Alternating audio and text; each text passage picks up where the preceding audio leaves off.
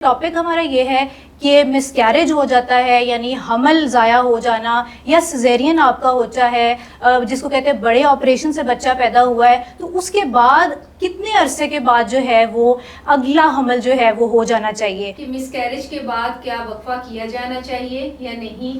तो मिसकैरेज के तो फ़ौरन बाद मैं वक्फे को बहुत ज़्यादा इंकरेज करती हूँ, क्योंकि इससे ना सिर्फ ये कि माँ की जो है वो फिजिकल हेल्थ इंप्रूव होती है, बल्कि उसकी मेंटल हेल्थ में भी बहुत ज़्यादा इम्प्रूवमेंट होती है और उसको बहुत ज़्यादा इमोशनल सपोर्ट मिलती है।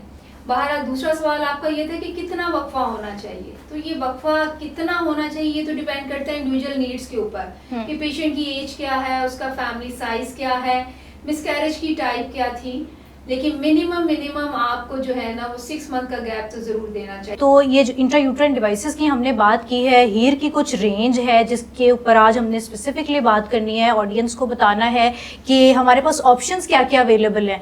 तो उसके सिलसिले में आप बताएं कि कौन कौन सी रेंज हमारे पास अवेलेबल है और वो किस तरह से डिसाइड होगा कि किसके लिए कौन सी है। देखिए हीर की जो है ना 4 टाइप्स अवेलेबल है हमारे पास।